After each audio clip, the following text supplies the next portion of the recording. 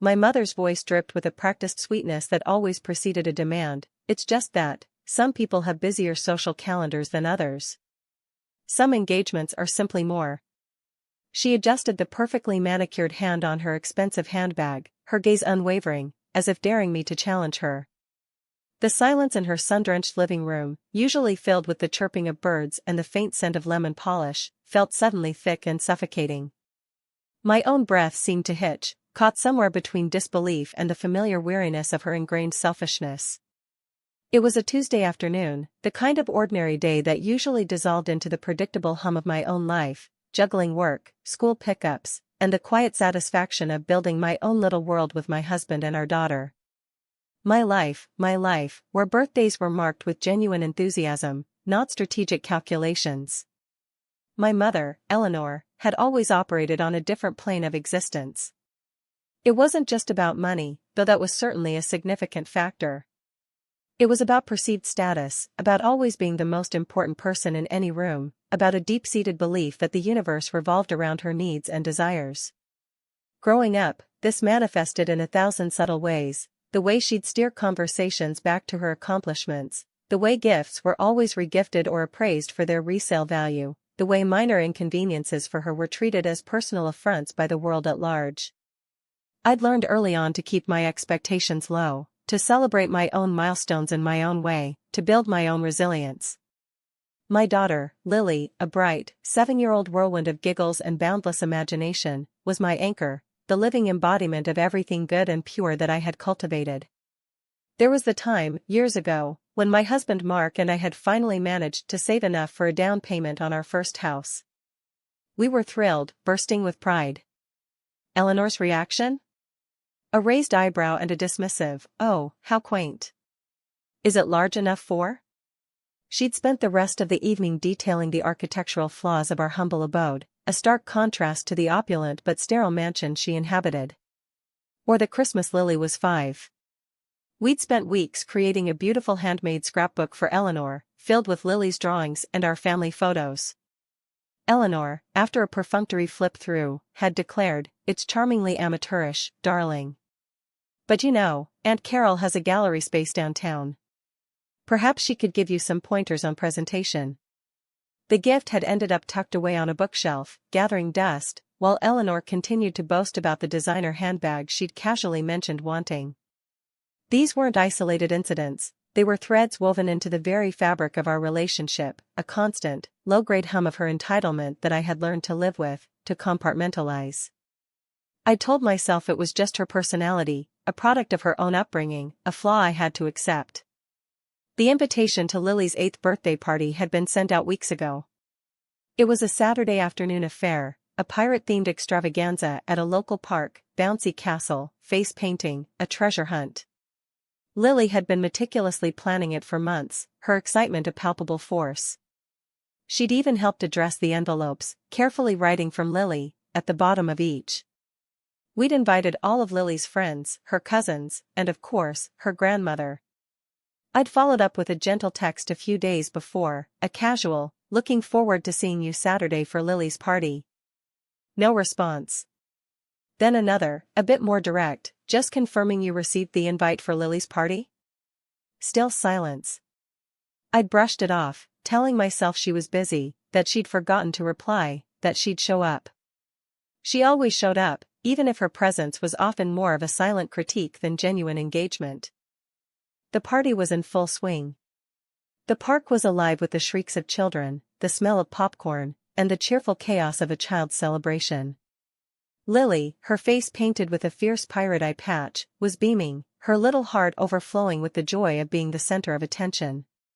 Mark and I were overseeing the cake cutting, a moment that always felt like a small victory, a testament to the happiness we were building. And then I saw her. Eleanor, walking towards us, not with the hurried apology I might have expected, but with a deliberate, almost regal stride, her expression a mask of cool indifference. She was wearing a pristine white linen suit, utterly out of place amongst the boisterous energy of the park. She bypassed the throng of children, her gaze fixed on me, a faint, almost imperceptible smirk playing on her lips. "Darling," she began, her voice carrying just enough to be heard over the din, though her eyes never left mine. "I hope you don't think I'm being rude by not attending." I received Lily's little invitation, of course. She paused, her words landing like tiny, sharp stones. "But as I mentioned to you, I had a prior engagement. A luncheon with the gallery curator for the new exhibition. It's a rather crucial networking opportunity, and frankly, it simply couldn't be rescheduled. One must prioritize." She gestured vaguely with her perfectly manicured hand, as if dismissing a fly. Lily, who had momentarily stopped mid-chew of her cupcake, looked at her grandmother with a flicker of confusion and then a dawning disappointment that tore through me. Eleanor offered Lily a fleeting, dismissive smile, the kind one might give to a passing acquaintance, and then turned her attention back to me. "I'm sure Lily will understand. She's such a bright girl. Perhaps we can arrange a separate celebration for her when my schedule allows." The implication hung heavy in the air. Lily's party, her joy, was a secondary concern, an inconvenient footnote in the grand narrative of Eleanor's life. The betrayal wasn't just the absence, it was the blatant disregard, the utter lack of empathy, the cold, calculated dismissal of Lily's feelings for the sake of her own perceived importance. I felt a slow, cold anger begin to crystallize within me, a quiet resolve hardening my gaze. The drive home that evening was silent. Lily, her earlier exuberance dimmed, sat quietly in her car seat, occasionally letting out a small sigh. Mark, sensing my mood, kept his questions to himself. I didn't need to voice the disappointment, the burning indignation. I'd spent years swallowing down my mother's slights, rationalizing her behavior, trying to maintain some semblance of familial peace. But this was different. This wasn't about me. This was about Lily, her innocence, her open heart being carelessly disregarded. The next morning, I sat at my desk, the afternoon sun casting long shadows across the polished wood. I opened my laptop, the cool, sterile glow of the screen a stark contrast to the warmth of the emotions churning within me. I didn't call my mother. I didn't send a furious text. I didn't enlist Mark's help or vent to a friend. Instead, I meticulously opened a series of documents. First, the deed to the small cottage on the lake that had been my grandmother's, a property I had inherited directly. My mother, believing it would eventually be hers, had always treated it as her vacation home, a place where she could escape the mundane realities of her city life. I pulled up the legal transfer papers, the ones I'd meticulously filed years ago, ensuring its ownership was unequivocally mine, with no room for dispute, no mention of her name. Next, I accessed the online portal for the family trust. It was a substantial sum, set up by my father before he passed, meant to provide for his wife and children. My mother was the primary beneficiary of the income, but the principal was to be distributed equally among myself and my siblings upon her passing. However, there was a clause, a rather specific one I'd insisted on during its drafting, a provision for significant neglect or willful disregard for the well-being of direct descendants. It was a clause I had always hoped would remain dormant, a piece of legalistic trivia. Today, it felt like a weapon. I drafted a formal letter to the trustees, a concise, unemotional account of the events of Lily's birthday. I attached screenshots of the ignored invitations, Lily's disappointed face as she'd looked towards her grandmother, and Eleanor's dismissive words, verbatim. I didn't embellish, I didn't inject emotion. I simply presented the facts, the cold, hard truth of her actions. Finally, I opened the shared family calendar, the one we used for birthdays, holidays, and important events. I navigated to my mother's name, her profile picture a perfectly filtered image of her smiling at some gala. With a few precise clicks, I removed her access. No explanation, no fanfare. Just a silent severing of a digital connection. I closed my laptop, the click of the lid echoing in the quiet room. A profound sense of calm washed over me, a feeling of balance restored, of an imbalance corrected. I didn't feel triumphant, not in a boisterous, celebratory way. It was a quiet, internal knowing. The execution was complete. The fallout was, as expected, seismic. Within hours, my phone began to buzz relentlessly. Frantic texts from Eleanor, their digital fingerprints accusing me of cruelty, of greed, of unforgivable disrespect. Then came the calls from my siblings, a chorus of confusion and concern. "What have you done?" my sister, Sarah, wailed. "Mom is beside herself.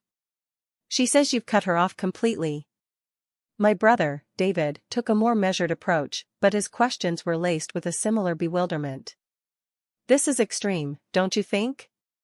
Over a birthday party?" He didn't understand. He never had. He saw the surface-level conflict, not years of erosion, the quiet accumulation of slights that had led to this breaking point. Eleanor, of course, activated her network of flying monkeys. Aunt Carol, the one with the gallery space, called, her voice dripping with manufactured sympathy, imploring me to see reason, to forgive my mother's eccentricities. My father's old business partner, Mr. Henderson, a man I hadn't spoken to in years, even sent an email through a mutual acquaintance, hinting at the importance of family ties.